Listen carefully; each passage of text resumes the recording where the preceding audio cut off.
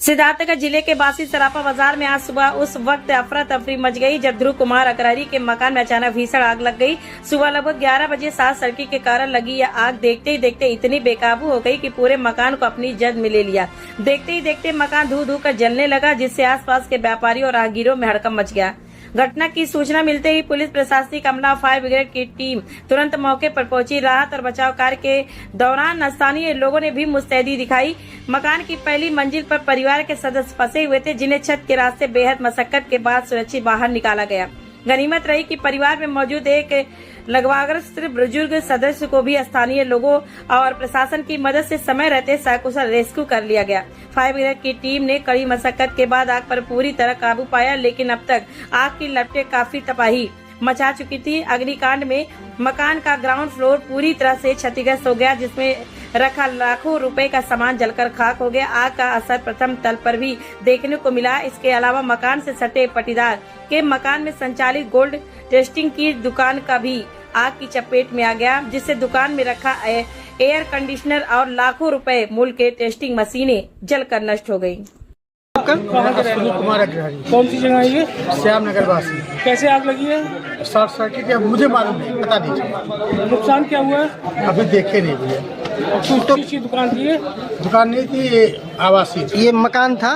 मकान था, यहाँ पे रेडीमेड का सामान हमारा रखा था। मेरी रेडीमेड की दुकान है जंगीरा मार्केट में, वहाँ का सामान यहाँ पे गुजरा। तो अमूमन आपको क्या लग रहा है कि कुछ बचा है? जो मेरे सामान जले हैं रेडीमेड के, वो 2.5 से 3.5 लाख जो जले हैं, जो कपड़े। अभी बाकी घर में क्या जला है मुझे नहीं पता, अभी मैं घर में नहीं घुसा हूँ।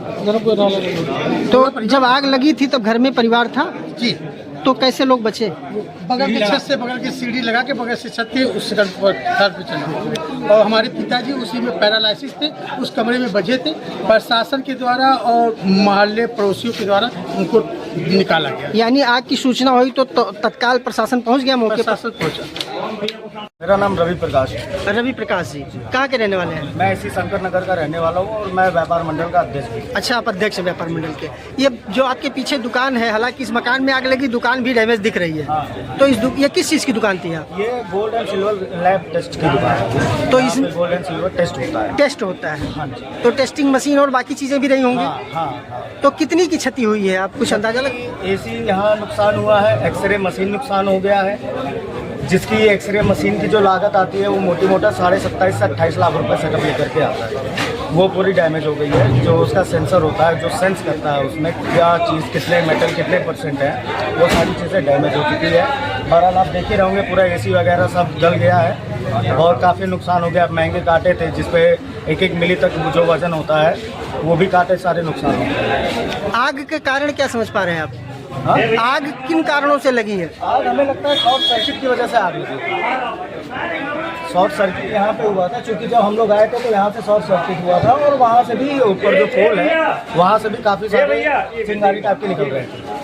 तो शॉर्ट सर्किट से बगल के मकान में लगी? हाँ। और उसकी जद में दुकान भी आ गया? हाँ। तो कुल ओवरऑल कितने का नुकसान का अंदाजा आप लगा रहे हैं? मान के चलिए केवल और केवल अगर इनका प्रशासन का देखा जाए तो 30 लाख के समथिंग, 30 से 31 लाख रुपए के समथिंग यहाँ इनका नुकसान हुआ। और इस परिवार का जो हुआ सो अलग? अभी जो नुकसान हुआ है। तो अगर ये टेस्टिंग की दुकान थी तो इसमें सोने चांदी भी रहे होंगे? हाँ जी, बिल्कुल रहे थे। तो वो अभी हम लोगों ने देखा नहीं है, क्योंकि अभी अंदर जाना नामुमकिन है और बहुत अंधेरा है। अभी हम लोग बाहर ही है, तो जो बाहर से हम लोगों को सारी चीज़ें दिख रही है, तो जब ये भी सारी चीज़ें गल गई होगी, कहीं ना कहीं वहाँ पे भी नुकसान होगा कुछ ना कुछ। उसको हम कल या परसों बता सकते हैं, बिना देखे अभी एग्जैक्ट आकलन नहीं हो पाया। आकलन नहीं हो पाया।